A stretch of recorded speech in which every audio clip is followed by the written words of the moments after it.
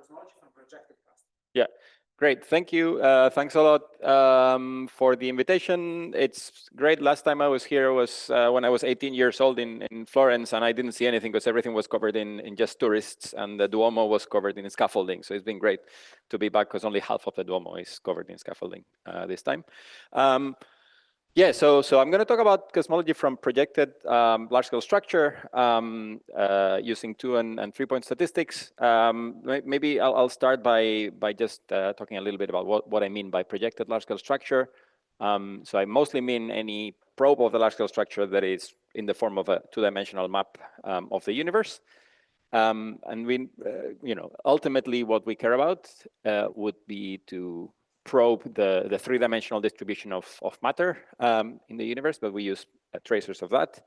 And those projected tracers are coming in different forms. So the first one I'll talk about is the data that we get from photometric surveys. So again, I think this is stuff that everyone knows, but photometric surveys are those where you don't measure the spectra of individual galaxies. You just take images of the sky, usually very good quality images, and then you measure the fluxes of those galaxies at different in different broadbands, right? Where you can then recover a poor estimate of redshift of these galaxies. That means that you can't really do 3-dimensional analysis usually, but instead you need to look at the angular clusterings in kind of bins of redshifts of these galaxies. And so, we're all familiar with the current surveys kits, HSC and dark energy surveys, and the ones that are going to take over soon, like LSST, which I'm involved in, the Rubin Observatory, and also Euclid. This is very exciting. Euclid is already taking data. LSST is essentially taking data, and we'll actually hopefully have some wide area large scale structure data to play around with by about this time next year, basically. So in terms of projected large-scale structure, the main thing we think about for photometric surveys is weak lensing and galaxy clustering. So I'll just review very briefly the way I think about those two. So let's start with projected galaxy clustering, right? So as we all know, the idea here is to use the abundance of galaxies as a proxy for where the matter actually is. And the expectation is that there should be a very tight correlation between those two, right? Where there's more matter, there should be more galaxies. The relation between the two is quite complicated on large scales. Maybe we can fool ourselves thinking that there's a linear bias relation between them, and to some extent that's actually true. But it's in general a much more complicated function. The other property of projected galaxy clustering is that it's local in redshift, meaning that if you're looking at galaxies at a given redshift, you're actually probing the large scale structure at exactly those redshifts, okay? The other projected probe of the large scale structure we get with the photometric survey is weak lensing. Everyone knows how this works. Essentially, you have galaxies in the background. The photons coming from these galaxies see their trajectories distorted by the intervening large scale structure, and that intervening large scale structure will give observed shapes for these galaxies that will be correlated in space, right? So if you have a very massive structure in the foreground, you would expect the ellipticity of galaxies to be preferentially tangentially correlated with the position of this foreground object. We usually think of the what we call the shear, the cosmic shear, which is basically a measure of the stretching, basically the deformation in the shape of the galaxy, its ellipticity. And the other thing to bear in mind is, so that's what I call gamma here. The other thing to bear in mind is that weak lensing, unlike large scale structure, is a line of sight integrated effect, right? So that means that effectively we can see that in this picture here. When we're looking at galaxies at a given redshift, we don't see necessarily the large scale structure at that redshift, but at all of the intervening redshifts down to redshift 0. So essentially, the cosmic shear for a galaxy at some redshift is basically an integral of the matter fluctuations along the line of sight, with this quantity here that we call the lensing efficiency or the lensing kernel. It's this complicated function of the redshift distribution of galaxies, but this is what you would expect, right? So if you have galaxies, let's say at redshift 2, more or less, the lensing kernel is something that basically peaks at the mid distance between that and redshift 0, basically. So that's roughly what that looks like, right? So that's important and will be relevant in a couple of slides. Right, so when we look at the power spectra of these projected quantities, we need to think of the angular power spectrum, which is just a projected version of the three-dimensional power spectra of the quantities that we're tracing, so either galaxies or the matter distribution directly in terms of lensing. And so the relation between the two is given in terms of this Limber integral, so a line-of-sight integral that involves the product of the two radial kernels associated with the tracers that we're correlating, okay? With a 3D power spectrum evaluated at this kind of Limber wave number. And that's important because I think this basically tells us a lot about how we should think about the combination of galaxy clustering and weak lensing, the usual what we usually call the 3x2 point analysis. So I'm just going to go ahead and give my own impression of how I think we should think about 3x2 point. The 3x2 point, just a reminder, is basically the combination of the three different 2-point functions that you can form if you have two observables. So if you have cosmic shear and galaxy clustering, you can do shear, shear, shear galaxy, and galaxy, galaxy. And the way I think of that is basically that a shear, shear mostly tells us about the overall clumpiness of the universe. And that this combination, what you call usually 2x2 points, so lensing galaxy plus galaxy, galaxy, that tells you something about the growth of structure, so the evolution of this clumpiness with redshift, and also something about the scale dependence of the matter power spectrum. And that's relatively easy to understand in terms of this Limber integral that we saw before. Let's think first about just shear, shear. So let's say we have galaxies at some redshift, redshift 1. And this is the redshift distribution of those. The corresponding lensing kernel is going to be something that extends all the way to redshift 0. And that means that we're going to pick up structure along the line of sight through all these redshifts, including very close to us. And things that are close to us look larger in the sky, and that has an important repercussion, which is that almost any multipole, any angular scale that we look at is going to be contaminated by small scales, small physical scales, right? So this is a relatively complicated plot. What it shows is basically the contribution to the angular cosmic shear power spectrum at a given L. So for L of 100, this is about a degree on the sky. This is 1/10 of a degree, L of 1,000. What are the different scales that are contributing to it? What are the different physical scales that are contributing? And in the background, you have the shape of the matter power spectrum just to guide you, right? So this is nonlinear stuff. This is mostly linear stuff. So if we're on quite large scales, right, a degree on the sky, we're actually receiving a very non-negligible contribution from mildly nonlinear scales.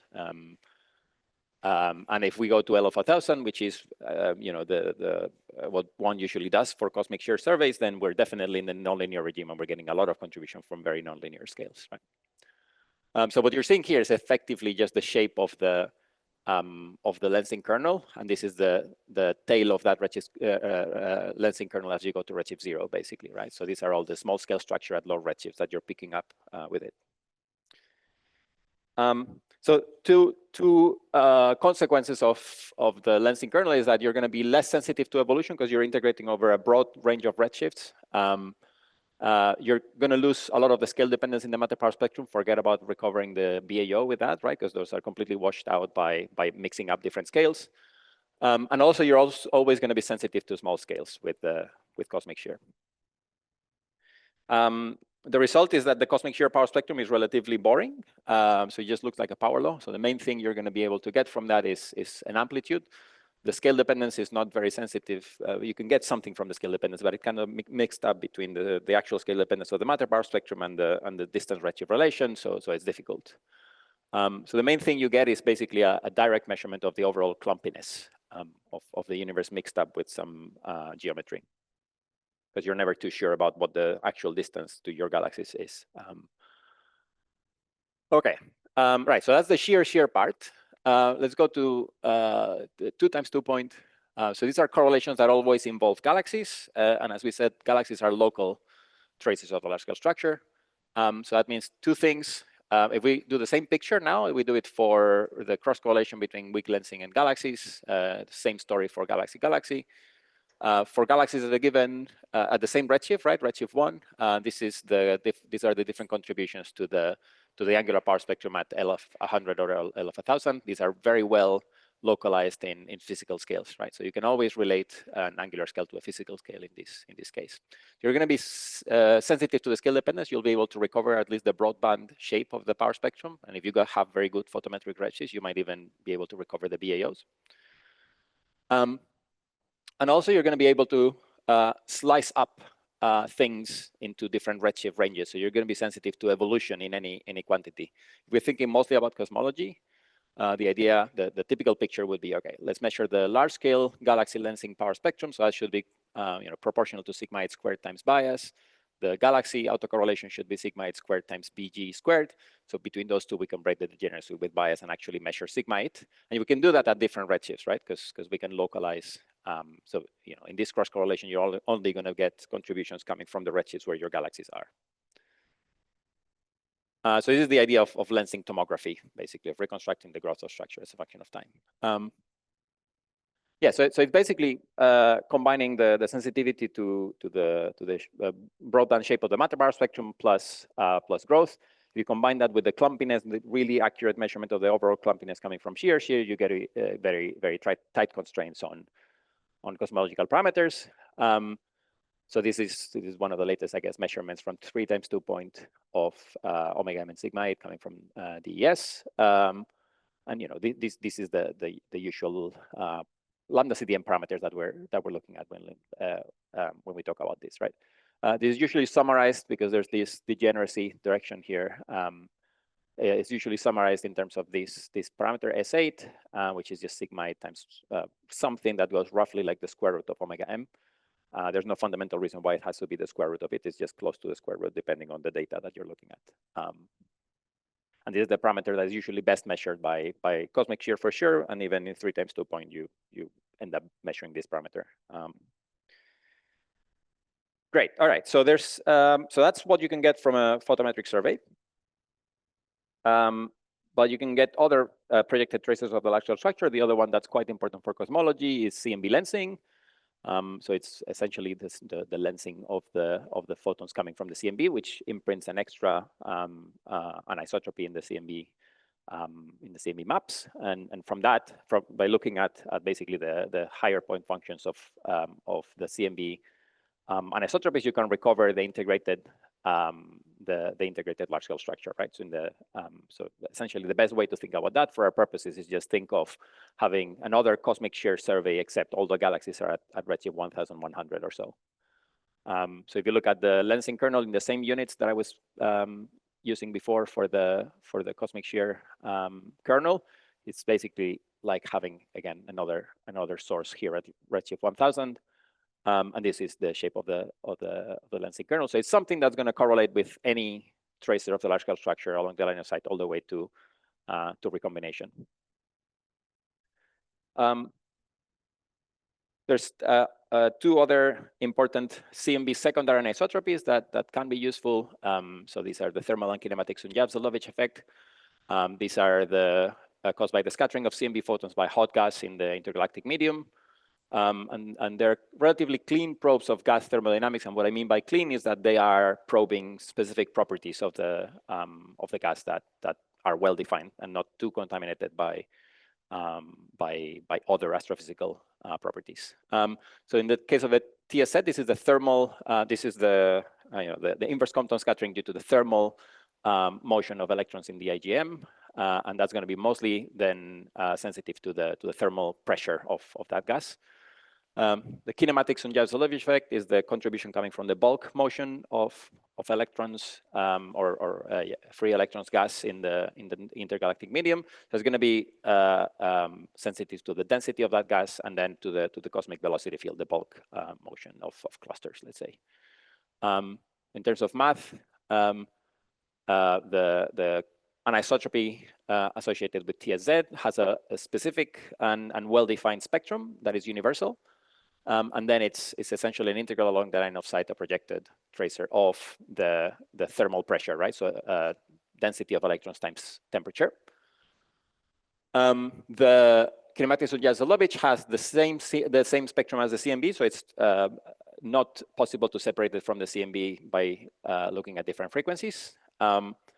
and it probes the density of electrons times the local velocity field. So it's basically a probe of the electron momentum to some extent, and we'll see how we can use that later. So since we're talking about CMB secondary anisotropies, I'll just flash the other experiment that I'm involved in, which is the Simons Observatory. Not sure how many of you are familiar with the Simons Observatory. It's this CMB experiment in the Atacama. It's basically the successor of the Atacama Cosmology Telescope and the Simons Array, or Polar Bear. It's basically two different types of telescopes. There's one large aperture telescope, which is the one that we'll probably care about for this talk, because this is the one that does secondary anisotropies and large-scale structure. So it's high-resolution science, including CMB lensing and TSZ and KSZ. KSZ, whatever. And then the other complement is the small aperture telescopes, 6 small aperture telescopes, which are focused on the kind of degree scale polarization to look for B modes. So I'm going to be showing work by some of the people I work with. A lot of them are actually working on B modes, but they do large scale structure on the side. So I'll point those out because I think it's quite impressive that they're able to combine those two. And the other exciting thing is that it's taking data now. The SATs have been taking data for about a year, and the LAT started taking data earlier this year. So soon, hopefully, we will start seeing results coming out of SO. Yeah, right. So there's 2 parts to this talk beyond this introduction. The first one is what can we do with projected large-scale structure to learn about baryons in the universe. The second part will be focused on the cosmology from 2- and 3-point functions. So I guess the first question is, why do we want to care? Why do we want to learn about baryons if we're cosmologists? Well, so we know that there's real implications for cosmological analysis that we are very well aware of. For example, there's the tension in the value of S8. Is it real? Has it maybe gone away with the latest measurements? We can discuss some of that this afternoon. But even if the S8 tension has gone away, that doesn't mean that we don't care about baryons. Given the sensitivity of experiments like Euclid or LSST, there's almost no range of scales where you can avoid baryonic effects, right? The suppression of the matter power spectrum due to baryons. There's a paper by my student, Amy, who's a first-year student, quantifying actually the loss of sensitivity if you have no control over the impact of baryonic effects for LSST. And in the usual lambda CDM parameters, the sensitivity loss is quite massive, right? So you lose about a factor of 3 in constraining power. So we need to be able to calibrate those, and using some of these probes of baryonic physics, you can actually do that, not perfectly, but almost perfectly, hopefully. So it has the potential to do that, at least. So even if you only care about cosmology, you still need to learn about baryonic physics. But there's actually interesting problems for astrophysics that we can solve if we understand baryons better by using all these different probes of the gas.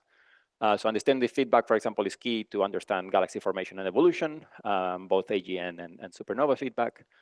And if we understand baryons better, we might be able to unlock new cosmological probes. So we mostly often think of KSC as something that allows us to measure the density of gas. But if we actually knew what the properties of gas is in halos of different masses, let's say, and maybe that's possible with some fundamental physical principles, that would allow us to measure, to instead use the fact that KSC is sensitive to the velocity field to actually measure the growth of structure. In particular, there's this particular combination that you can measure with KSC, which is both sensitive to the growth rate and the expansion rate.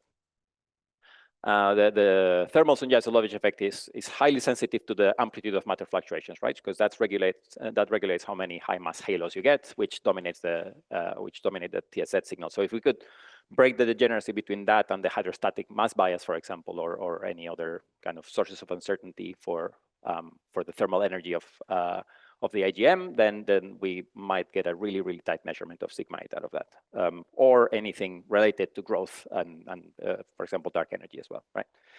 So it's important to learn about baryons because even if you don't care about baryons, you could do much better cosmology if you understand them. And so how should we do that? And the problem is that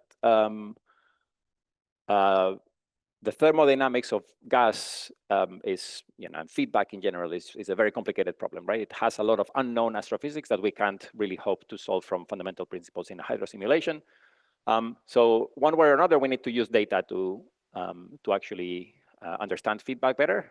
And that means that we will not really be satisfied with a single data point. So we will need to target multiple probes of the same astrophysics to make sure that whatever models we're using are actually self-consistent. So you can combine TSZ and X-ray data, which both are sensitive to the density and temperature of gas, for example, or different probes of the density itself, like KSE and maybe fast radio bursts. But also, I think we need to avoid regimes that require very complex modeling. So in my opinion, looking at very small scale correlations with galaxies, those are less useful if we can avoid them. And that's because in order to use those, we actually need to understand how galaxies cluster on very small scales. And that's a more complex problem, I think, than understanding how the gas clusters. Or at least we will be sensitive to the clustering of the galaxies that we choose to use, which is difficult. So in that sense, there's I think 3 examples of how I like to go about doing this. So the first one is this idea of TSZ tomography, which is measuring something called the bias-weighted mean pressure from the large-scale correlation between galaxies and TSZ. I said you shouldn't correlate with galaxies on small scales, but on large scales, there's robust information that can be extracted. So what is this quantity, BPE, the bias-weighted mean pressure? So the idea, before I go into that, the idea here of TSZ tomography is kind of the same of what I showed before when we do lensing cross galaxies and we reconstruct the Grotov structure, except you can do it for any cross correlation between galaxies and a projected tracer of the large scale structure. So the cross correlation will be sensitive to the bias of those galaxies times this bias weighted mean of whatever quantity you're correlating with. And then you can break the degeneracy with the galaxy bias by looking at the autocorrelation of your galaxies.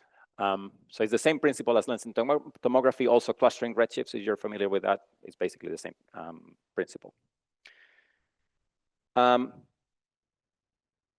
Sorry, I thought I had an equation showing what BPE is, right? But the idea is that the cross correlation is going to be sensitive to the bias-weighted mean pressure, which is basically the average overall dark matter halos weighted by their linear bias of their integrated pressure, right? So the integral over volume of their pressure. Yeah, essentially, right? So it's a measure of the thermal energy of halos weighted by their halo mass, right?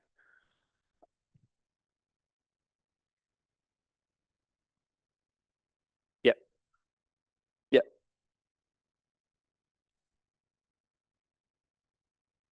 I think so. Imagine that we understood very well how thermal pressure depends on halo mass, right?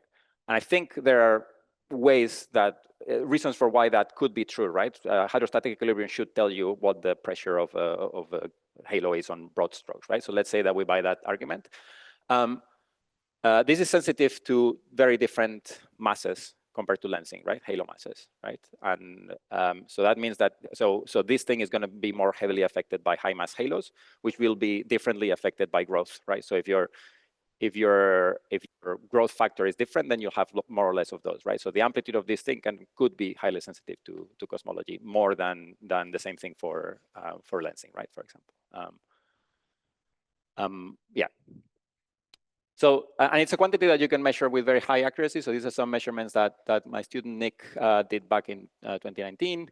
And particularly at low redshifts, where these measurements are cleaner and less affected by contamination from cosmic infrared background, you can measure that to really high accuracy. And more recently, Sarah, who's a postdoctoral fellow at Oxford, she came up with a method that is completely robust to galaxy bias, right? So these cross correlations always involve galaxies, and you need to choose whatever galaxies you want to do this with. And hopefully these measurements of BPE should not depend on the clustering of those galaxies. So she's come up with this method that allows you to essentially measure this quantity. This is basically tested on hydrodynamical simulations. And regardless of what type of galaxy you end up choosing, you always recover the same BPE to within a couple of percent, which is much, much better than current uncertainties on this quantity. So you can build a very robust measurement of that. So this is tested on flamingo simulations. It turns out that if you do this in flamingo simulations, if you compare that with, for example, the NICS measurements, which are some of the most precise ones, they actually agree quite well. And this agreement is not really spoiled by feedback that much. It can be, it's not very spoiled by feedback, it's not highly dependent on feedback. There's some dependence on feedback, and in fact, it can be useful to rule out some extreme feedback models. So this is another paper led by Adrian Laposta. Here, he was using other combinations of data to learn about baryons. But he was seeing that depending on what data combinations he included, some of these data combinations seem to prefer really odd kind of baryonic feedback scenarios. But then if you compare them with measurements of BPE, you can rule some of those out, actually, right? So it can be a useful quantity to learn about baryons. And potentially also about cosmology. As I said, the amplitude of this thing, if we understood baryons, could be quite sensitive to the growth of structure. And because you can do this tomographically, you could get tomographic measurements of growth history.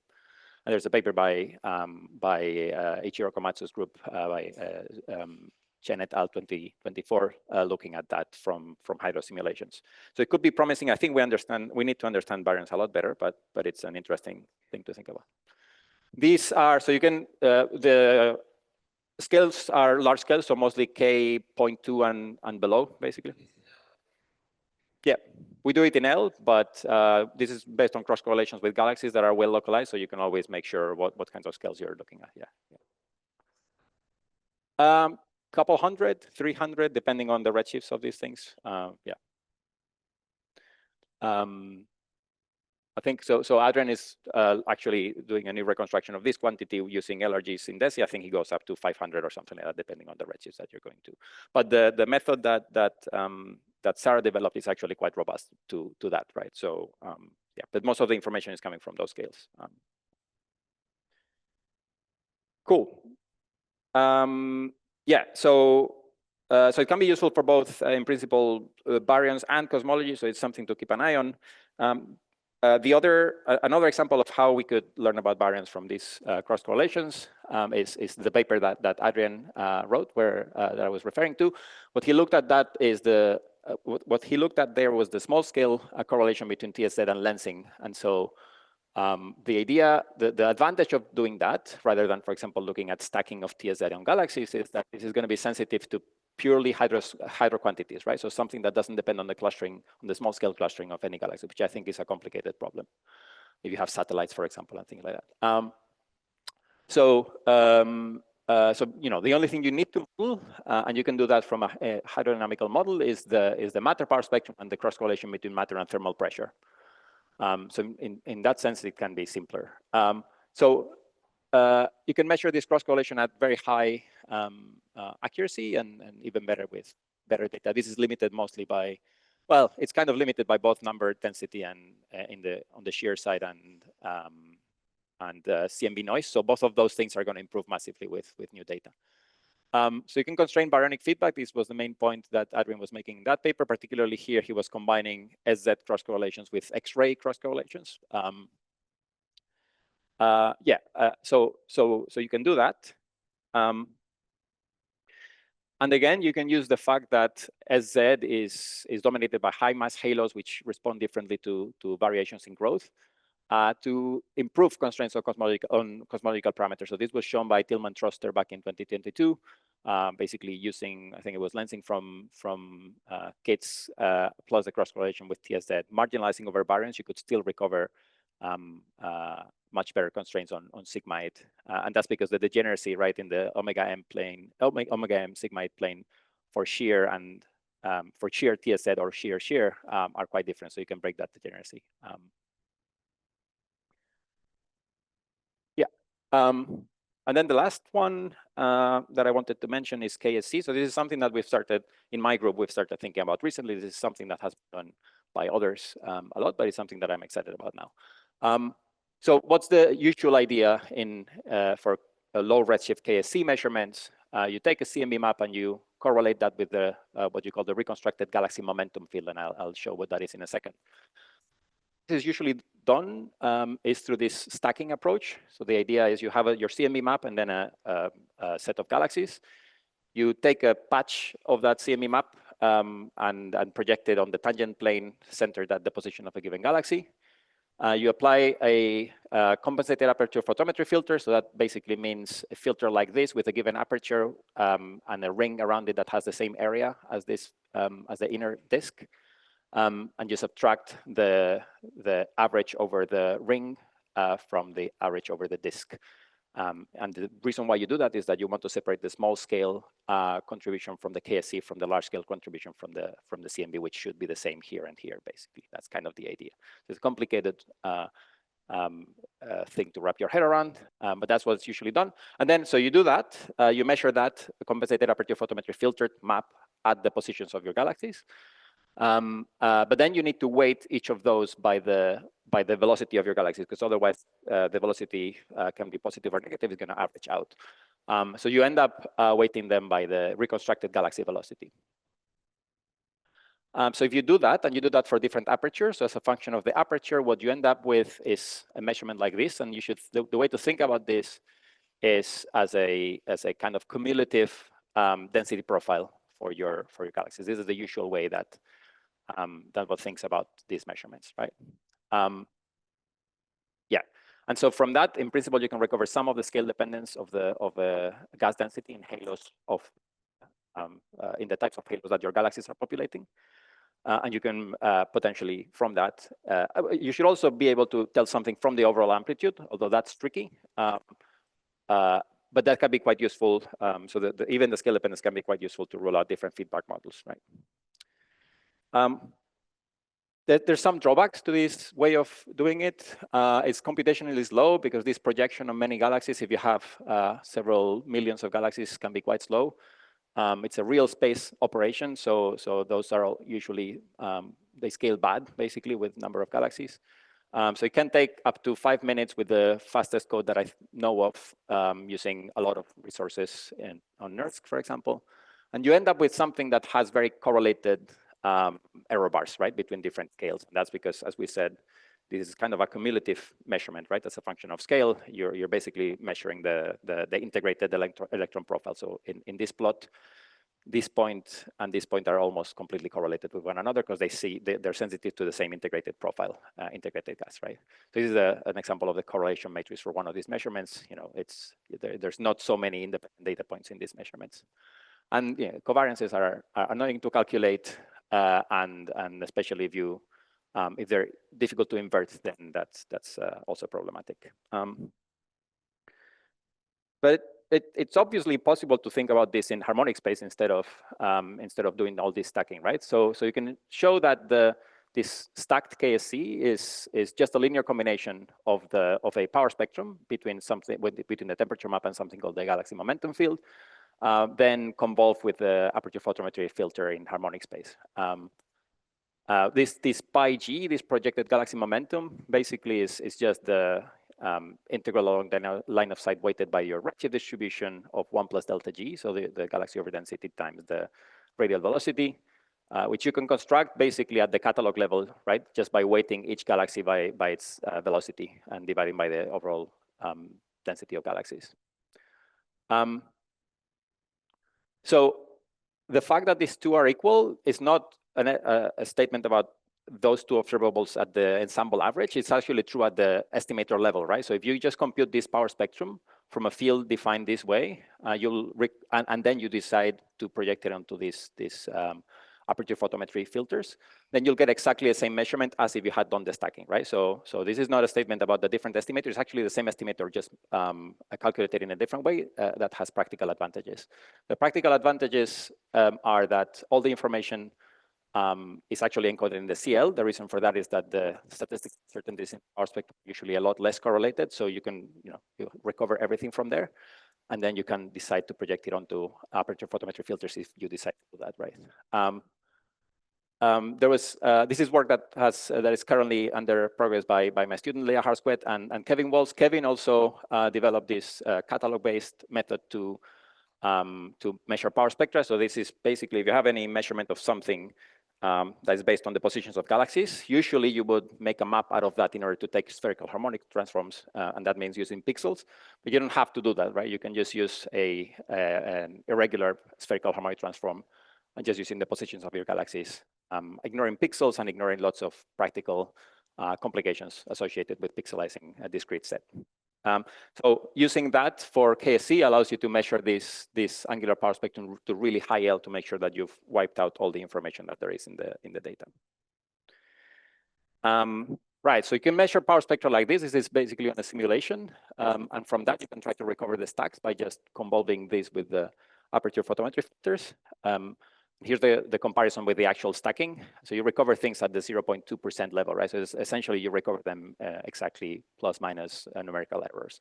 So there's exactly the same amount of information, much faster. This is 30 seconds on my laptop. A single node means that laptop. And the covariance can be calculated super accurately because we know how to compute power spectrum covariances really, really well. And I think importantly, it allows you to almost for free compute the cross covariance between KSC measurements and any other observable. So to do a joint analysis of KSC and cosmic shear, where both of them are sensitive to the same large scale structure because they're in the same part of the sky, etc. This allows you to do that in a completely self-consistent manner with not too much trouble. Yeah, so just the end of kind of this part before I move on to the next thing, just thinking about what should we be thinking about in terms of variance. I think this kind of multi-probe approach where we combine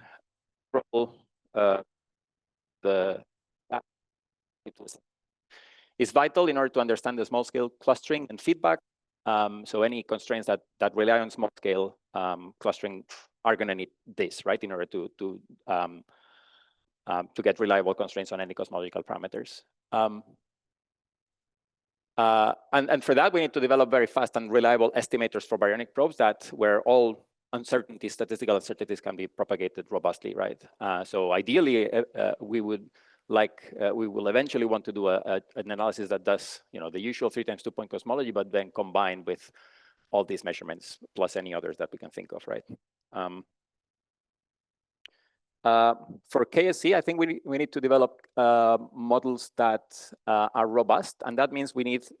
Right now, I think it's fine, but there's a paper that Amy, my PhD, is working on that shows that in the future we can't keep thinking of KSC measurements as just giving us information about the gas distribution in halos, because this is actually a correlation of momentum fields. We need to include the relation between velocity and density, and because this is effectively a tri-spectrum, you have several other terms that come into those measurements. The impact of satellites, essentially the small scale clustering of the galaxies you're correlating with, and even the 2 halo contributions become relevant. So this is basically something that Amy is working on. So we'll need basically to incorporate those into the model or into any emulators that we develop for the KSC. And there's probably many other probes that we should start getting excited about. One that I think is going to catch us by surprise is FRBs. So it was a measurement earlier this summer. I think it's the first measurement of the clustering of the dispersion measure in fast radio bursts, right? So this is making a map of the dispersion measure in fast radio bursts in CHIME. So this is it's not yet public, but it's about 2,000 FRBs, I think. And then they've detected at relatively high significance the correlation with the large scale structure of that dispersion measure, right? And that amplitude will tell you something about baryonic effects and the evolution of gas density as a function of redshift. I think it is something that we should start thinking about folding into this kind of formalism as well. Great. Okay. Yeah. So the last part of this talk is moving on beyond 2-point functions and also including 3-point information in projected clustering, and mostly focusing on cosmology. So I'm going to stop talking about baryons for a bit. All right, so the idea here is we want to combine 2-point and 3-point clustering, which means basically measuring the bispectrum and using it to extract cosmology. So the question is, why is it interesting to look at the bispectrum as what I mean is why focus on the bispectrum and not on any other higher order statistics? etc. I think this has been studied to death in the literature, but I'll just repeat some of the main mantras, which is that there's a well-understood theoretical framework to develop predictions for the bispectrum. And those predictions can be connected with fundamental ingredients. What I mean is, any of the perturbation theory, essentially power spectrum, bispectra that you get that only relate to the clustering of matter. So you only need to predict those ingredients rather than needing to emulate the whole survey to do for kind of ad hoc or the statistics like peak counts and things like that, right? Those are usually affected by, let's say, the survey geometry, the particular noise model that you have for your experiment, etc. So if your model for your experiment changes, then you need to re-emulate everything. Where for the bispectrum, I think you can get away from that. You can break important degeneracies, right? In principle, with the bispectrum in your bias model and sigma 8. But also, I think maybe more importantly, by adding the bispectrum, you have a different way of looking at the clustering of galaxies. So it allows you to test for the self-consistency of the bias model that you're using to model the clustering of those galaxies, which is, I think, the most uncertain part of any clustering analysis. So there's always also arguments for why we shouldn't use the bispectrum or why it's not so useful. Bispectrum estimators can be very slow. There's lots of triangle configuration, so you end up with a huge data vector with some information spread out over lots of different data points. And the covariance matrix can be quite complicated. So if you have to use simulations for that, and you have a very long data vector, you end up using lots of simulations, which can be quite expensive. So we tried to address these three problems in the context of projected clustering, where the projected bispectrum actually hasn't been used that much in the literature. I think there's been a lot more work on kind of spectroscopic surveys. And what we worked on, again, with my student Leah and Andrzej Losar, is this squared approach to the bispectrum. FSB, which we didn't realize until later. This is not supposed to be the Federal Security Bureau of the Russian Federation. This was an accident. But the idea is very simple. It's very similar to what people call the skew spectrum with just a small modification. So you start with your field. Let's think of just the galaxy over density field, and you filter it on a given scale. And you just think of these filters just picking up fluctuations on a given range of angular scales. Then you square it in real space, and then you correlate it. So that you form this field, and then you correlate it. So you compute the power spectrum with the original field.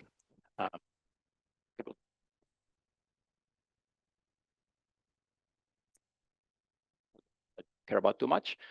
Proportional to the bispectrum in this kind of configuration, isosceles-like configuration, LL, small l. Okay. So why is this a good idea? So first of all, it, as we said, is sensitive to close to isosceles configurations. It's actually are close to isosceles, right? You can modify them a little bit, but if your bins of L, let's say your filters and your band powers are wide enough, you're going to be capturing a lot of these triangles as well. In any case, you can always generalize this to the filter multiply bispectrum, right? Which instead of squaring your field, you just multiply two different filters, and so this is just a way to kind of try to make the bispectrums a bit smaller. And it's obviously generalizable to multi-field, right? Where you don't just need to do this for one single field. But the main reason why I like thinking of it this way is that it allows you to treat the bispectrum as if it was a power spectrum. So it allows you to reuse a lot of the techniques we have for power spectrum estimation, which are quite robust to lots of like practical issues in data analysis, right? So in particular, it allows you to treat each filter squared version of your field as a new field and a kind of n times 2 point scheme. So we can reuse a lot of pseudo CL techniques that we already have. The residual effects from the survey geometry due to filtering are actually negligible. So in practice, you can get a very fast, because it uses power spectrum techniques, estimator for the bispectrum. But I think the most important part of it is actually that you can get a very fast and accurate and completely data-driven covariance matrix for the bispectrum. And that's, again, because having phrased this as a power spectrum, we can use the techniques that have been developed for power spectra to compute their covariance matrices quite well. So let me tell you why that is. So if we look at the schematically at what the structure of the bispectrum covariance is, this is a 3-point function. So it ends up getting contributions that look like power spectrum cubed, bispectrum squared, something that goes like power spectrum times connected trispectrum, and then whatever this is called, the connected 6-point function. This is kind of the general structure. In principle, you should worry about all of these terms. And because that's difficult, often you just run a bunch of simulations and get the bispectrum covariance, but that can be very. But now let's think about the filter squared bispectrum in a different way. So again, we think of it as a spectrum between two fields. So it's the power spectrum between delta and the squared and filter delta. If we think of that as just two fields, let's ignore the fact that S comes from the square of the original field, another field. We can compute the disconnected trispectrum, what we call the Gauss of this particular power spectrum, right? So this is often called the Knox formula, right? So you end up with correlation of this field with this field and this field with this field. That's the first term, and then the cross term that goes this with this and this with this, which is this other term here. But you can see if you now remember that S is actually your filter squared field, what you can show is that this term here captures this and this term, and that this term actually captures this term. At least the parts of all of these terms that contribute purely to the diagonal elements of your covariance matrix. And you're not missing any of them, basically, by doing this, right? The other thing that's interesting is that, again, all these things you can estimate from your data, right? You can estimate the power spectrum of the filter squared field from your data. This is just the FSB again, and this is just the power spectrum of the original field. So they can be completely estimated from the data. And a similar result also holds for the cross covariance between bispectrum and power spectrum. So you can also estimate that in using this Gaussian power spectrum covariance and make sure that you're picking up the most dominant non-Gaussian terms in the covariance matrix. So there's a couple other terms that matter. So there's these other contributions to the covariance matrix. So there's the comparison between the simulation-based and the analytical covariance using pseudo-CL methods. There's a couple other contributions that are mildly important. They're not super important, but they're there. It turns out that these contributions are quite simple, right? So this is kind of a purely Gaussian contribution. Just depends on the power spectrum of your data. Again, you can estimate that relatively easily from your own data without any simulations. And then these other bands that you can see here in the statistical couplings between power spectrum and bispectrum. Those can be expressed again in terms of the power spectrum and the bispectrum, and you can estimate them quite well from your data. So you end up with a purely analytical zero simulations covariance matrix that is quite cheap to calculate. Right, so that makes the analysis of projected bispectra quite easy, at least on the measurement side. And so that was Leah's first paper, and more recently this summer, she put out the first kind of analysis of the projected bispectrum, combining both galaxy clustering and CMB lensing. So the idea is to basically apply this filter squared bispectrum formalism to measure the kind of galaxy and galaxy kappa spectrum and try to use those for cosmology. That she used lensing data from Planck, from the PR4 maps, and then the DESI photometric large galaxy sample that has been used by NOAA and others. Right, so these are some of the measurements of the galaxy bispectrum, which you can measure at really high significance, and then the cross correlation with CMB lensing is only detected at 5 to 6 sigma, so it's not a huge detection, but it's something. It doesn't add much to the constraints, especially because a lot of these detections of this bispectrum are on scales where the model that we're going to use is not super reliable, so you end up discarding them. So the actual analysis in the end only used GG, G kappa, and GGG. And so in this first analysis, just to get it out of the way, we used a purely tree-level model because that was easy to do.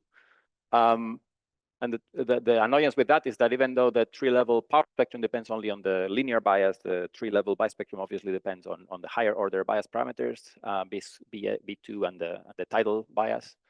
So for this paper, Leah just assumed that you could predict what B2 and BS are from the value of B1 using coevolution relations, which have been found in the past to roughly describe more or less how these bias parameters relate to one another for different halos and even galaxy samples. And doing that, she was able to show that you could get constraints on sigma 8 omega.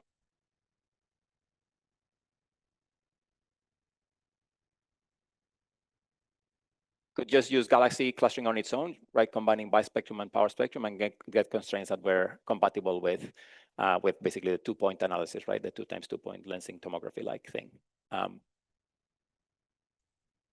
There's the improvements when you include bispectrum information over just the 2-point analysis. So those improvements are at the level of 10 to 20%. These are constraints on the growth history as a function of redshift. Yeah, and they're compatible with existing measurements of that from previous papers, and you get slight improvements when you fold in bispectrum information. And now we're working on a different thing, a related thing, but it's actually doing this properly, right? Rather than assuming evolution relations, let's do a modeling of both the power spectrum and the bispectrum. In particular, if we go to one loop in the power spectrum, this is now going to be sensitive to B2 and BS, so we no longer need to assume any coevolution relations. We can just use a combination of bispectrum and power spectrum to both constrain the higher order bias parameters and cosmology at the same time. And this is something that's being led by Francesco Verdiani, who's here somewhere. He's a native of Florence, so he can tell you everything about the city. And if you don't understand the joke about the Coke, you can also talk to him about that. Right, so he's doing a proper analysis of this. So first of all, he's checked that that the model, this one loop plus tree level model, works on simulations and tested the scale cuts on which this approximation can be used. And then he's got combined constraints on cosmology, including bispectrum. Annoyingly, the conclusions seem to be the same, and it's also something that I think others have found in the literature. The improvements, including bispectrum on top of 2 times 2-point, are relatively minor, again at the level of 10 to 20%. To some extent, this is due to the relatively the sensitivity to the bispectrum for projected data sets is a lot less than the power spectrum, right? The error bars are larger, basically signal to noise is a lot lower. So there's that, plus maybe there isn't that much more information on coming from the bispectrum in this case, right? You can, Francesco can tell you more, and hopefully maybe he's able to show some of the results later this week. Including the bispectrum does lead to a significant improvement on the bias parameters. He can show you plots of that, right? Why that doesn't translate into better constraints on cosmology is a bit frustrating, and I'm not completely sure why that is. I think maybe there's actually not that much more information on projected kind of 2-point functions on small scales, which is what this would allow you to get, right? If you can constrain the bias parameters better. But anyway, yeah. Yeah. Yes.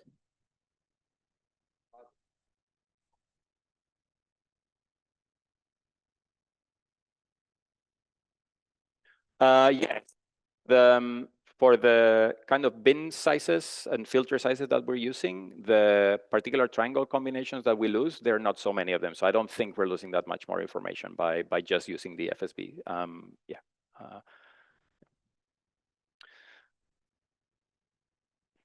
So I think that's almost the end of my talk. So in terms of including bispectrum, looking forward, what should we be thinking of? I think one of the other reasons why maybe we're not getting that much more information from the projected bispectrum is that we can only push our models to relatively large, more information on small scale. So going to one loop maybe in the bispectrum could be useful. I think the better would be to go to the field theory approach, because that will allow you to hopefully go to smaller scales and also potentially having to worry about counter terms and things like that. I don't know. But it might be that just higher order statistics for projected galaxy clustering is not that useful. It might allow you to measure the higher order galaxy bias parameters, but maybe that doesn't necessarily lead to much better constraints on cosmology because there's just not that much more information on small scales. I don't know. I think that there's interesting approach, the interesting results coming from this kind of idea of thinking of bispectra as if they were power spectra. So it might be interesting to think about applications in other higher order statistics. For example, if this kind of idea that explains why the FSB covariance is very accurate could be applied to trispectrum, maybe that would be a very fast way to fold in trispectra as well, or any higher order stat, right? Just combining basically different correlations of filter squared or cubed fields. And it might, so one could generalize easily this FSB approach to parity-odd bispectra and trispectra, and potentially you could get those covariances in a completely data-driven way, which is one of the limiting factors in interpreting parity-odd trispectra currently, for example.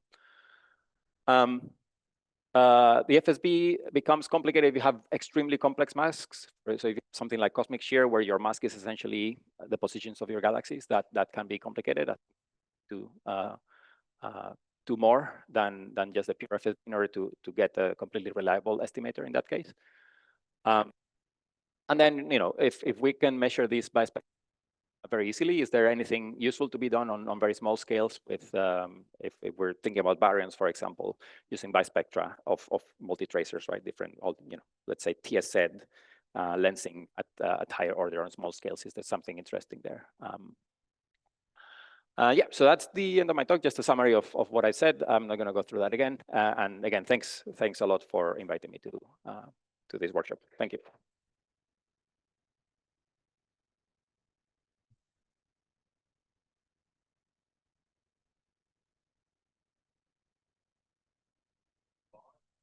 Yeah.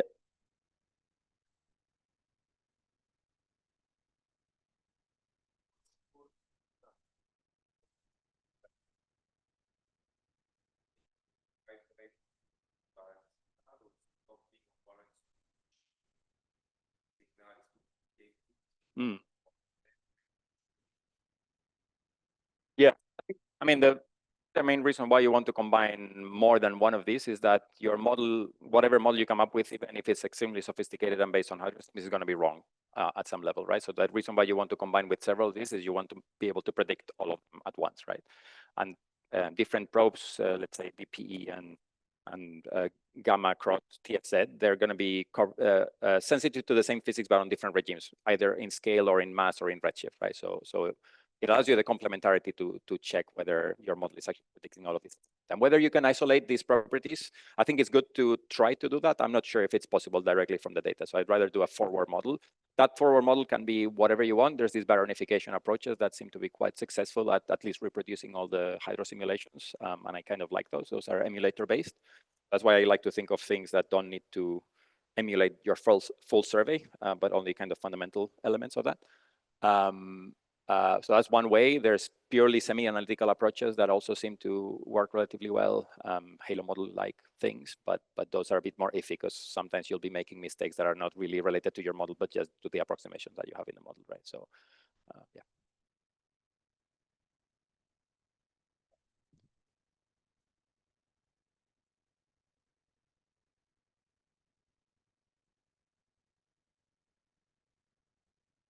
Yeah. I think, okay, so out of all of those, there's the systematics that you can do something about and systematics that you just need to try to characterize with your own data, right? And I think baryonic effects is the main, and galaxy bias are the main ones that you just need to measure from your data. There's not much you can do there, right? Other than, make sure that your model is as accurate as possible and hopefully that you have enough redundancy in your data vector to test the model sufficiently just with your own data. So that's why I think throwing as much robust data as possible is a useful thing. So that can be bispectrum if you're worried about your galaxy bias or any kind of approach. Multi-tracer for baryonic effects. For photometric redshifts, there's always more things you can do, either get better spectroscopic data, test different methods, clustering redshifts versus just direct calibration, things like that. So there's always more things you can do to at least test the consistency. You're not just limited by your own data. You can take new data and we'll tell you something different, right? And intrinsic alignments, I think it's something that we need to worry about, but it's something that thinks about as well, right? We can, I don't know, separate galaxies between red and blue. That seems to be something that people think about, so that's great. And at least check for the consistency between those. The impact of intrinsic alignments doesn't seem to be that large anyway. So even if you just have a sufficiently reliable or flexible model, that's enough. And maybe you don't actually lose that much information by having to fit for intrinsic alignments, because intrinsic alignments are very different to cosmic shearing in the fact that they're local in redshift rather than integrated, right? So maybe just with tomography is enough to actually not worry about intrinsic alignments. So I think my main worry, at least from the modeling side, because I think there's more that needs to be done, and no cosmology constraint will completely be believed at the level that particle physics constraints are the ones that you actually need to model in your own data, and you don't have anything else to deal with. Yeah.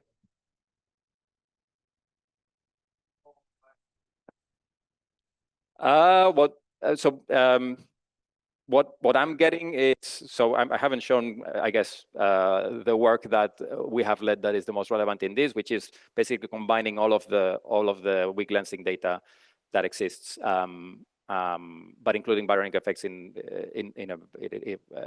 one of these baryonification emulation approaches. And as soon as you do that with cosmic shear, which is the thing that has the highest evidence for a low sigma 8, that seems to go away, right? So I'm not too sure that there's anything wrong with sigma 8. Could be baryonic effects. We don't see a strong effect from baryonic effects either in that analysis. So there's some strong baryonic feedback, but yeah, I don't think so. If the question is whether sigma 8 is a thing, or low S8 is a thing, I don't think it's a thing. Whether the explanation is strong baryons or photo-Cs, I'm also not sure, because we haven't played around with the latest kids data, which seems to say, or at least their paper says, that photo-Cs is the main thing. So it'd be great to do other, analyze that in different ways. So I'm not sure, right? From what we've done, as long as you marginalize over baryonic effects, there's no clear evidence for low sigma 8 coming from cosmic shear.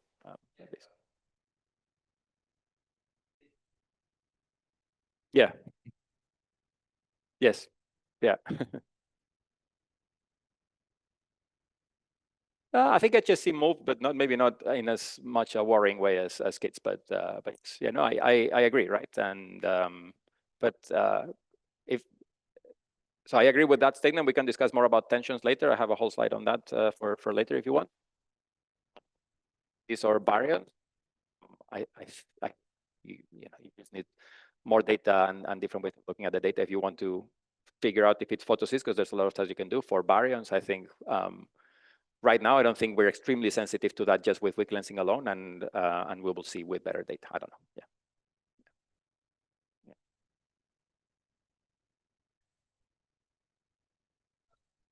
Yeah.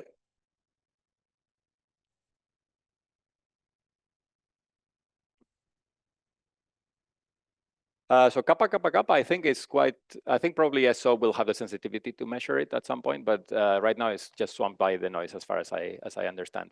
For GG kappa, I mean, for this data, it wasn't really possible to measure it very well. I think I'd like to do this with, so the GG kappa is not super high significance. I'd like to, it'd be really nice to do this with unwise, because that cross correlation should be, well, there's this work by Garrett Farren where they just measure that, right, and see that there's a very strong signal. So I think with something either denser than the LRGs or going to slightly higher redshifts than the LRGs, this signal, maybe you could use that to break other degeneracies. I just disappointing 20% improvement.